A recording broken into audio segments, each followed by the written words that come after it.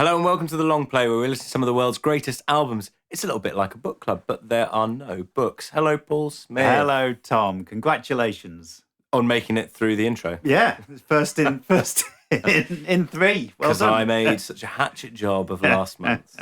Well, how are you doing, Tom? Yeah, I'm all right, mate. Yeah, good. The sun's shining in the UK, and I talk about it a lot on the podcast, but it makes makes me happy. Well, the clocks have changed. The evenings are light. Yes. It's coming up to school holidays for Easter. Yes, it's all good. I had a gig on the night of the clocks changing. Oh. And you got play in an extra hour, or you? No, I didn't play an extra hour. That would have been good. But something even funnier than that. Wow. I find it very difficult when I get in from playing late, or typically if I do a long drive of an evening, I can't walk into the house and just go to sleep. Yeah. I have to, walk in and have a bit of like decompression time. Yeah. If I've been driving, I still feel like I'm, traveling at speed, but not too much speed. Obviously. So I got in after the show at about midnight and had a beer and watched a bit of Taskmaster, and just had a bit of chill time. And I was like, oh, it's 5-1, right? I'll go to bed. Got into bed, looked at my phone, and it said 2:00, and I was like, what's happened? I felt like I'd lost an hour somewhere. The reality of my children waking me up, in an hour less's time, was depressing. Yeah, very good. But did you have a good weekend? I did. You've had a good big month, Tom Figgins. We haven't mentioned on the podcast, but you've released an album. Yes, yeah. So I just released an album for a soundtrack for a board game called Earthborn Rangers. And it came out 2 weeks ago now. Mm-hmm. People seem to be liking it, which is really nice. Great. Well, we'll provide a link to it in the mid-month missive when we issue that. Thanks very much, Paul. At the middle of this month. But first, we're here to talk about Led Zeppelin IV. Led Zeppelin IV. Yes. So, how do you find it, Tom? Yeah, I was really pushing for a rock month. Yes. I love rock music, and I wasn't too familiar with Led Zeppelin when we were walking in. Like, I knew all of the classics, but as far as what seems to be always the trend with this podcast is that I know some of the bits and bobs, but not all of the bits and bobs. Yeah. So it was nice to sit down and really digest, some of that material. And I found bits of it great and bits of it not as much to my taste as I wanted. It's all pretty of the similar vein. Like it's all really pushing the same buttons, if that makes sense. Like it's all if rock's the theme, rock's what you're getting. Mm-hmm. And I definitely had some favourites and some that I just wasn't as bothered about. What about you?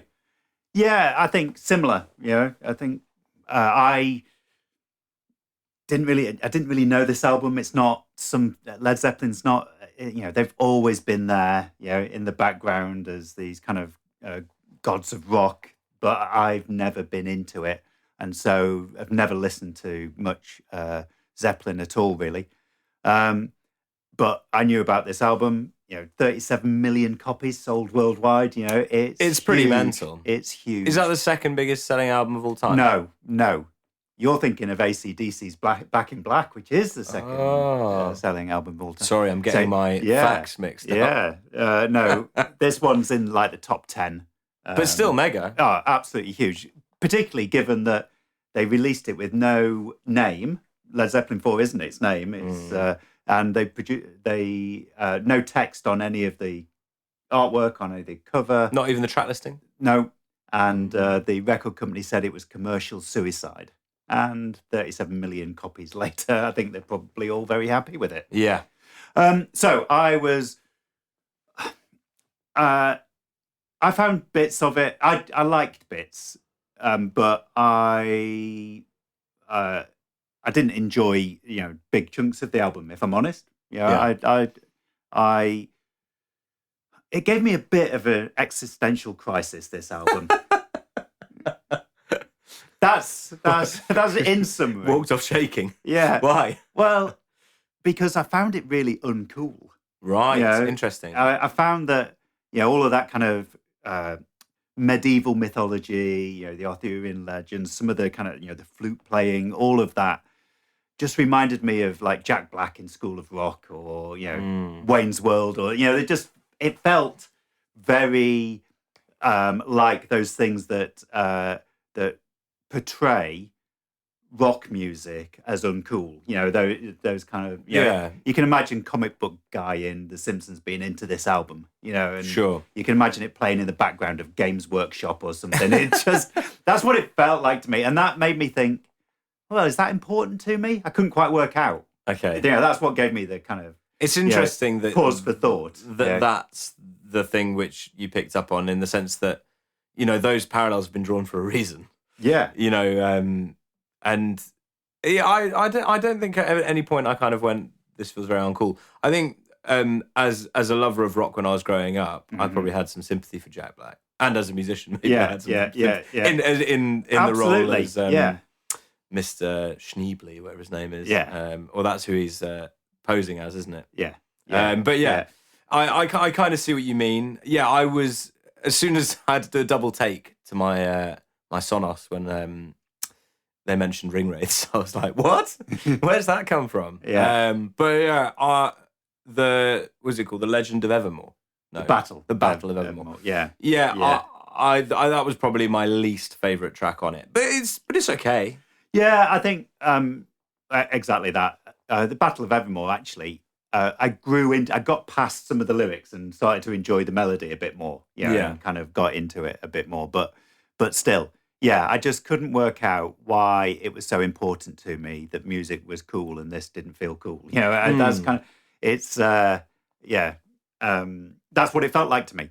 So I definitely feel like I didn't enjoy some of the imagery, particularly. It didn't really kind of speak to me. There's an element of rock that I really kind of like, and this is amazing. This kind of start of heavy metal, really. This album. We're very much in metal territory with this sort of language and use of mythological imagery. Yeah, and I guess some of that mythological imagery just reminded me a bit of prog, which is something I'm not really into. Yeah. Whereas, when they were really rocking out, like the last couple of minutes of Stairway to Heaven, I love. Where they're really going for it. Maybe we're a little bit early into the episode to be moving on to Stairway so fast, but I as a person who learned the guitar from a young age, and that was something that I learned. And I think every single person who picks up a guitar goes through that stage of kind of going, right, okay, cool, I'll learn Stairway. I'd kind of written it off really as a sort of a song that everybody learns the intro to, and that's that. And it's similar sort of feeling to when someone picks up a guitar around a fire and starts playing Wonderwall. You're like, oh God, here we go. The song that everybody knows. But I have such a new appreciation for that song. I heard so many things, like bits of, Britpop in there and bits of other rock music that followed, which just felt like, and like grunge and things like that you can really hear where it came from. I really walked away really liking it. But it's an epic. It's got so many different sections that feel really sort of almost like they could be a song in their own right. Yeah, exactly. In that last couple of minutes when they're really rocking out, that's when I was like, oh, this is what I wanted from a rock album, from a heavy metal album. That I wanted a bit of kind of, I don't know, Metallica or maybe the riffs of AC/DC or, kind of Paranoid, Black Sabbath, or, Ace of Space. You're naming Motorhead. all of the albums that didn't get chosen. Yeah, exactly. Those are the ones I wanted. Well, I was hoping for more of the same, really. Sure. And, actually, the first half of Stairway to Heaven, I'm not a fan of. It's so yes, I think that's. In summary, I just kind of, it wasn't to my taste. See, the Mellotron at the beginning, I absolutely love. Yeah. The sort of, the string sound is and the flutes and all that. It does really conjure up such a sort of, an era of music. It's such a, it's like someone's opened an old box they found in the attic and that's what came out. It's I find Yeah, exactly. It's such an original sound. It still feels, big chunks of this album, as you described, still feel relatively current. In terms of its influence on Britpop or grunge or the metal scene all the way through. And I find it amazing that this is recorded in 1970. Barely. It was 71. It's right at the beginning. Yeah. And Rock Around the Clock was 55. It's like 15. If you look back 15 years, it's 2010 from here. The amount of progression and the amount of influence that this has had amazes me.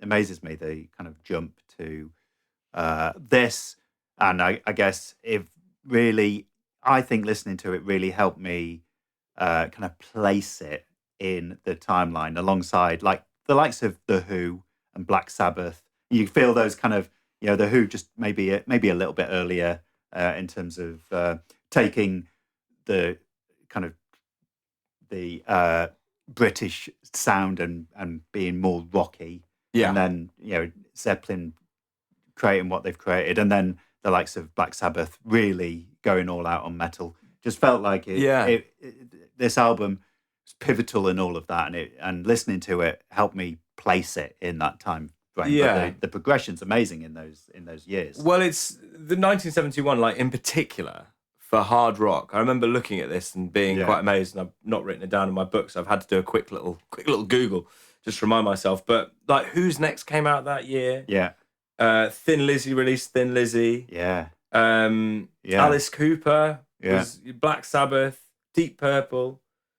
T-Rex released Electric Warrior. Like, I guess it's a massive. That was all going on at the same time as well. Yeah, it was a massive year. Like Sticky Fingers by the Rolling Stones. No, it's not like metal, but like for hard rock, like Jeff Beck was going. King Crimson. Yeah, it was a bit more proggy, but it was a huge time for this sort of music. Like it was all happening, and as well, we look at what stage Led Zeppelin were at in their own career at this stage.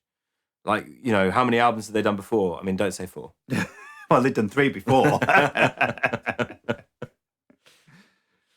Yes, and Led Zeppelin III was not that well received, so this was very much a kind of big album for them, and they definitely proved themselves with this, and it was really well reviewed at the time, and actually didn't make number 1 in terms of sales at the time. It was competing against lots of great albums, but of course it just kept selling, kept selling. Tom, what happened in 1971? Well, Paul, I'm glad you asked. So I've written down a couple of things. Jim Morrison died in 1971. Right. Of the Doors. Yeah. Disney World Florida opened. Mm-hmm. Just to sort of give you a bit of candy floss to go with you. Yes. Yeah. Reading Festival had its first year. Right. The Hard Rock Cafe in Hyde Park opened, which I think the members of Led Zeppelin are probably pleased with. And can you tell me who won the FA Cup? Oh. I don't know. Chelsea? No, but they did win the European Cup Winners' Cup. I mean, it's very early, isn't it? Maybe, I don't know, Liverpool? No, but they do play in red. Arsenal? Arsenal. Okay, who won the Premier League? Well, the First Division.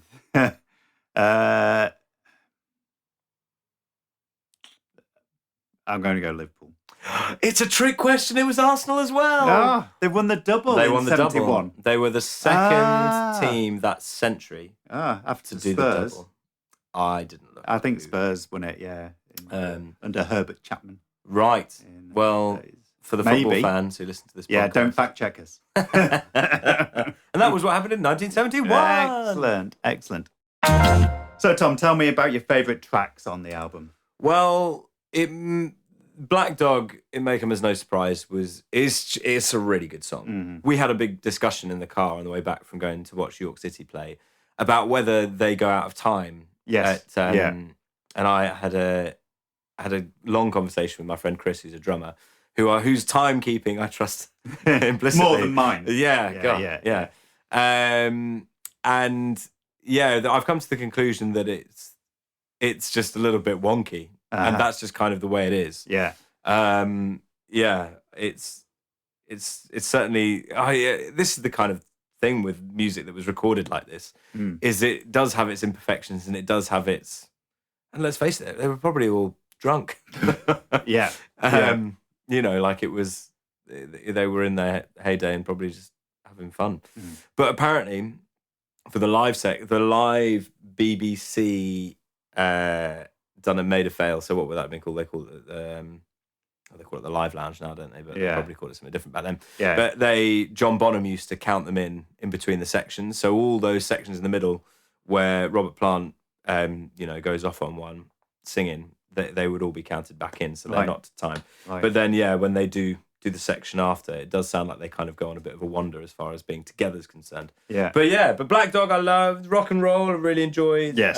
Four Sticks as well. Yeah. All the ones that are kind of up tempo and really driving are really good fun. Yeah. That's why I put rock and roll as well. Just that kind of straightforward rock sound. Yeah, the kind of, I loved it when they're rocking out. Yeah, really great. And I think that really to go back to John Bonham and the drum sound on this album, I think is what I really enjoy. Like he's absolutely smacking the life out of the drums. Yeah, but he's an absolute master. He's so good. But the drum sound across the whole album is fantastic, and it's great to.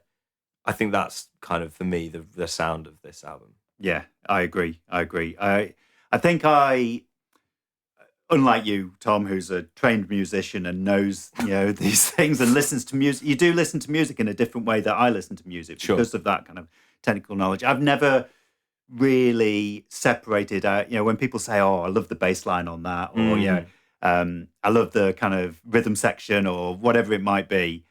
I don't listen to music in quite that way. However, the drums on this, really hit me because they do hit you in the face. You can't get away from it, can you? And the drum sound is amazing, and I absolutely I love those bits. And actually, as a sort of compliment to that sentiment about John Bonham, I was amazed at how quiet the vocals mixed on this whole record. It feels like it's really sort of sat so far back.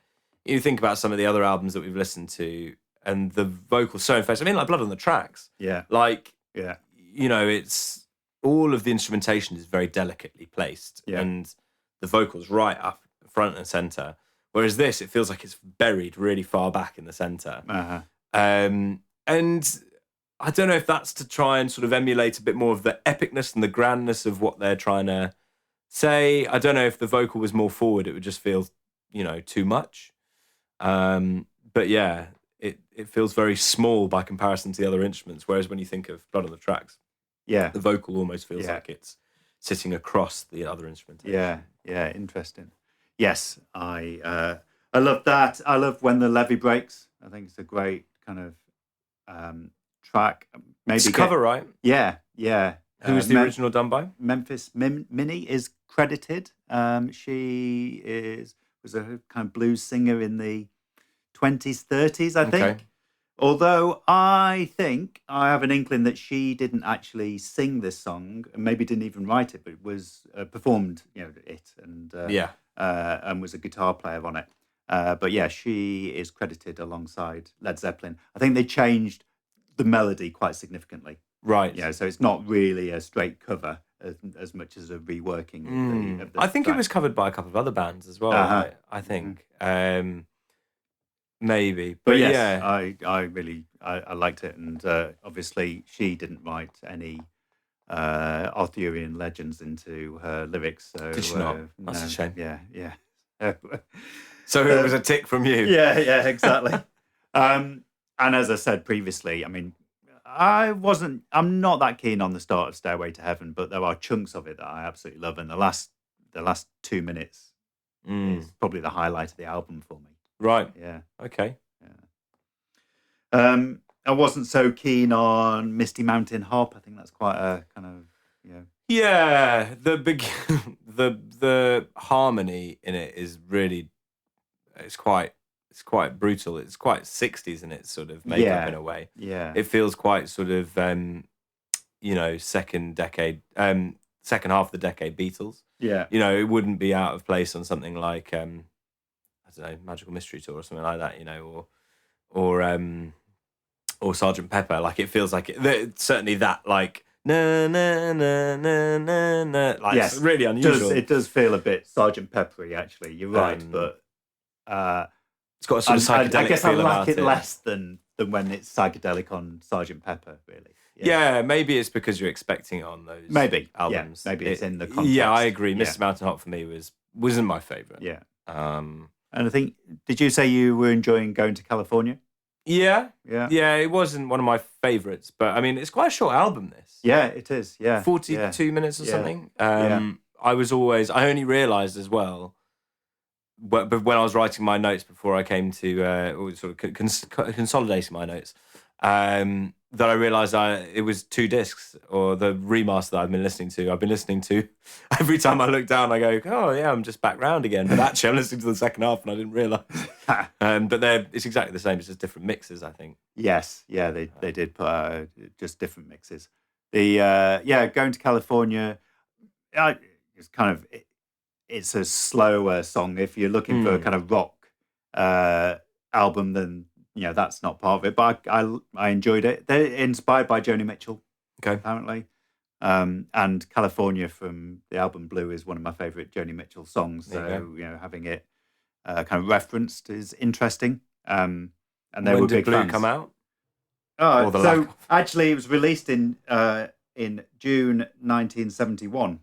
Okay. So when was Led Zeppelin IV released? I don't know. 8th of November. Right. Yeah. So Joni Mitchell released Blue in June 71, and this came out in November 71. Although the recording of it was earlier than that as well. So interesting that the notes definitely say that it's inspired by Joni Mitchell. Maybe it's a coincidence that California and Going to California kind of names of the 2 songs. Sure. Yeah. Well, that brings us to sort of our closing thoughts on the album, I suppose. So how many Paul Smiths did you give it? I gave it 6. I'm sitting around 6. I wrote 7, but I think it's pulled up to 7 by the ones that I really enjoyed. Yeah.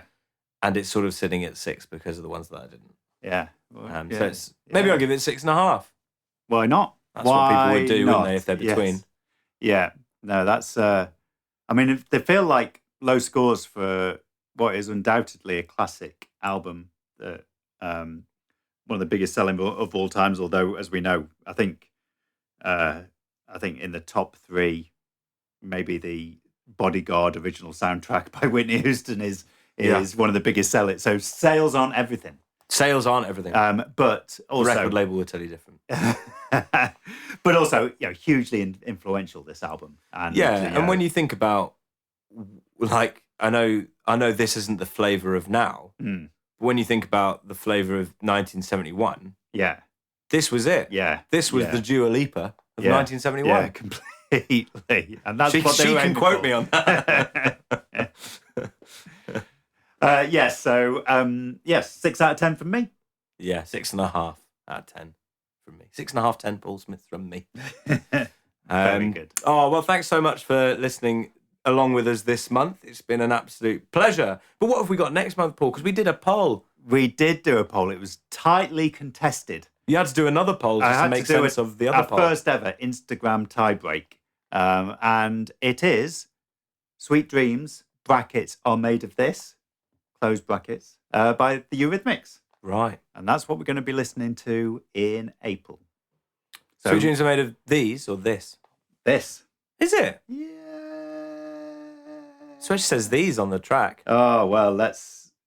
made of this, definitely. That's an interesting choice. Unless I've just always got it wrong. Well, We'll Tune in find next out. month to find out. And we'll be back in a few days' time with the intro episode for that album. But in the meantime, you can follow us in all the good places. On Instagram, you can find us at The Long Play Pod. If you want to leave us a little cheeky review on wherever you're listening to us from, that would be wonderful. Brilliant. It all helps us raise our head above the parapet. And subscribe on Substack. So we're thelongplaypod.substack.com, and there I'll be issuing my mid-month missive with notes and reviews, etc., for you to delve deep into next month's album. Nice. But in the meantime, that just leaves us with one thing to say. Tom? No skipping. No shuffling.